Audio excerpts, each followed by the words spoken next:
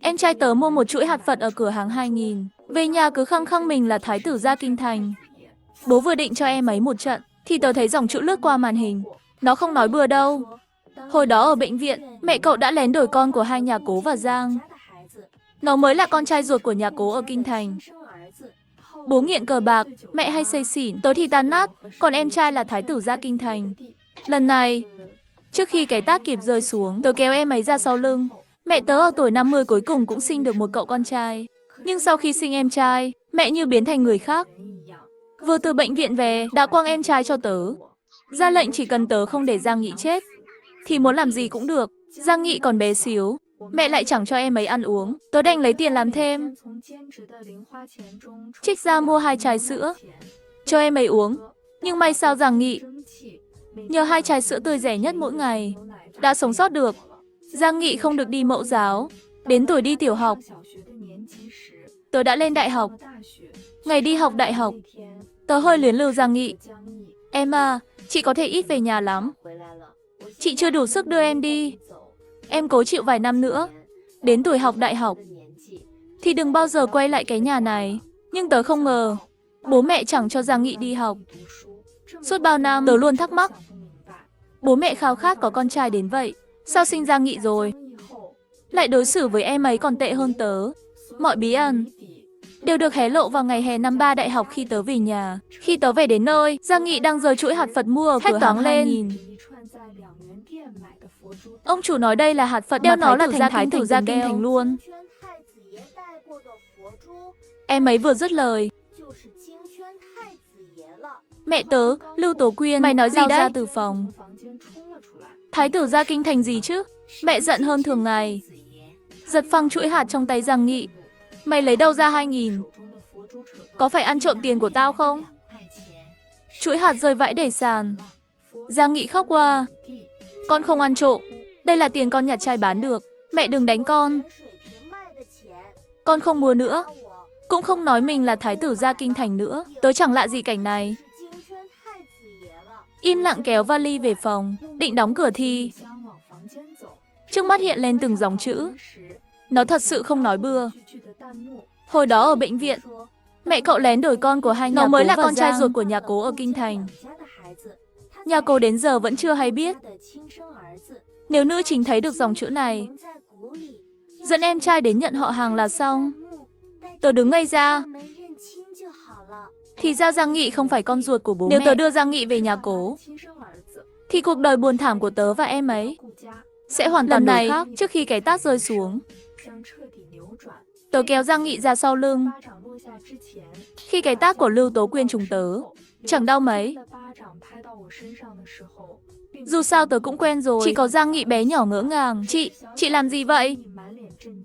Làm vậy mẹ sẽ càng giận hơn. Lưu Tố Quyên tức đến giọng the thế. Giang Minh, mày dám bênh cái thằng danh này? Đừng tưởng đi học đại học là thoát được nhà này. Đừng quên tao còn giữ mấy video của mày trong điện thoại. Đúng vậy, Lưu Tố Quyên từng lén quay video lúc tớ tắm, dùng nó để dọa tớ, khiến tớ không dám rời xa. Dù đã biết Giang Nghị là thái tử gia kinh thành, nhưng nếu vội vàng sẽ nghi tớ bị khùng. Chuyện này cần tính toán kỹ. Nghĩ đến đây, tớ dịu giọng, quỳ trước mặt Lưu Tố Quyên. Mẹ, con sai rồi. Mẹ đừng giận nữa. Con chỉ thấy em đáng thương, nên đỡ cho em ấy một chút. Con không có ý chống lại mẹ. Nghe tớ xuống nước, nỗi tức của Lưu Tố Quyên nguôi đi một nửa. Tao sắp trễ giờ đánh bài. Hôm nay tạm tha cho tụi mày. Trước khi tao về, hai đứa phải dọn nhà sạch sẽ, giặt quần áo, rửa bát đũa, không thì đừng trách tao nặng tay. Lưu Tố Quyên đi rồi. Giang Nghị buồn bã nhặt hạt. Chị, em nhặt chai lâu lắm, mới để dành được 2000. Tớ giúp em ấy nhặt hạt lên, rồi sau lại chuỗi hạt. Đôi mắt trong veo của Giang Nghị nhìn tớ. Chị, sao hôm nay chị bênh em vậy? Trước đây chị chẳng nói không giúp được em. Em phải tự dựa vào mình sao?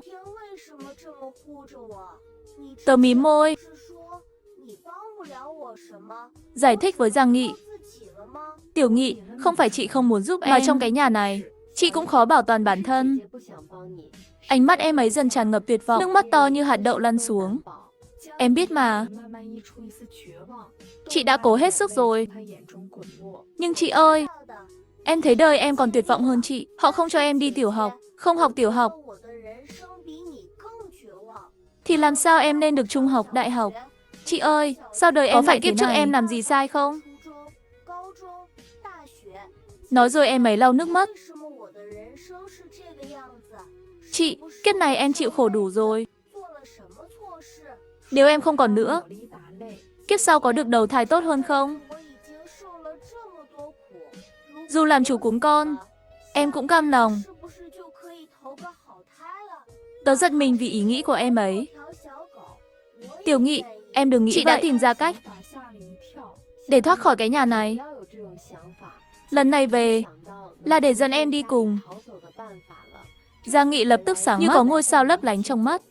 Thật không? Vậy em được đi học sao? Được chứ. Nhưng trước khi mọi chuyện xong xuôi, em tuyệt đối không được để lộ cho bố mẹ biết kế hoạch của chúng ta. Giang Nghị vội bịt miệng. Ra dấu sẽ không hé lời. Tớ xoa đầu em ấy. Con phải sống thật tốt. Chờ ngày chị đưa em đi. Chậm nhất là 2 tháng. Chúng ta sẽ rời khỏi đây. Tớ im lặng một lúc, rồi do hỏi, Tiểu Nghị, em biết Thái tử gia kinh thành là gì không? Giang Nghị gãi đầu. Không biết. Ông cụ ở cửa hàng 2000 bảo Thái tử gia kinh thành là người quyền lực nhất cả kinh thành. Chẳng ai dám bắt nạt.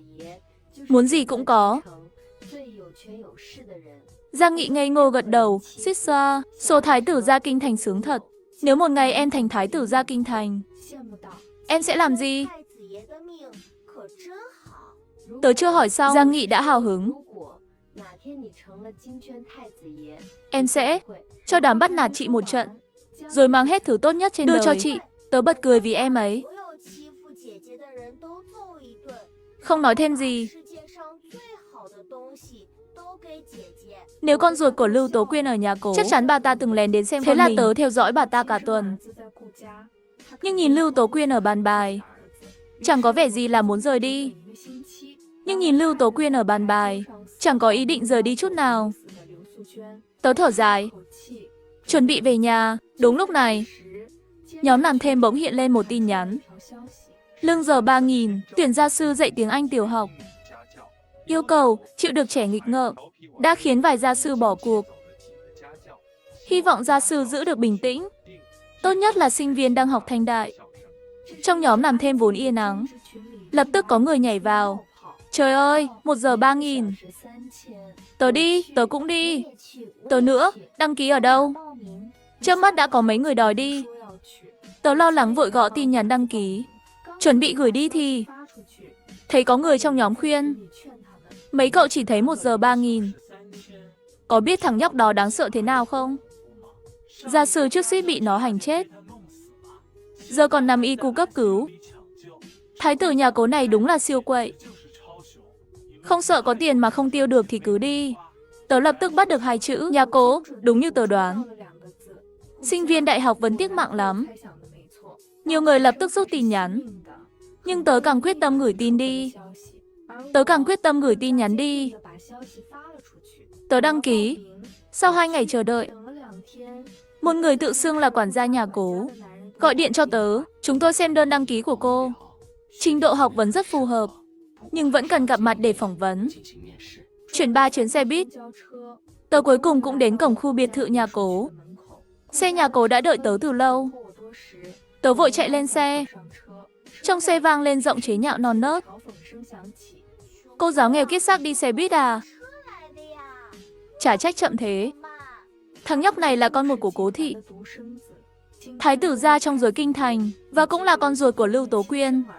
Tớ cười gượng xin lỗi. Xin lỗi nhé, nhà cô xa quá, phải chuyển mấy chuyến xe mới tới. Thấy tớ xin lỗi trước, người đàn ông ở ghế lái lên tiếng. Hạ Sâm, không được vô lễ với cô giáo.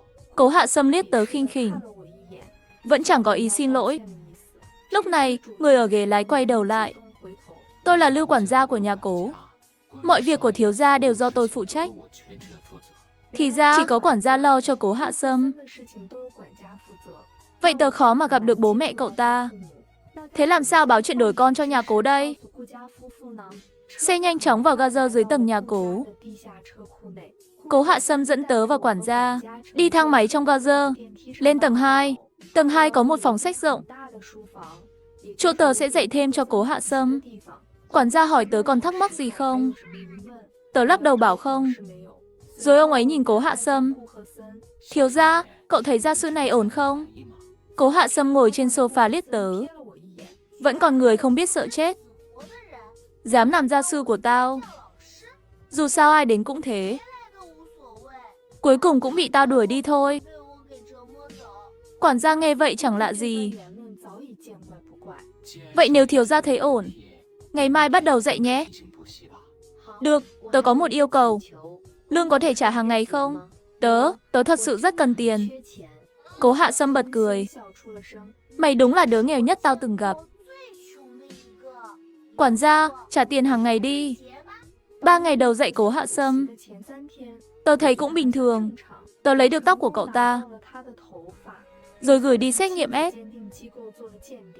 Ngày nhận kết quả xét nghiệm, tớ nhìn dòng chữ xác nhận Lưu Tố Quyên là mẹ ruột của Cố Hạ Sâm. Cảm thấy thành công chỉ còn cách một bước.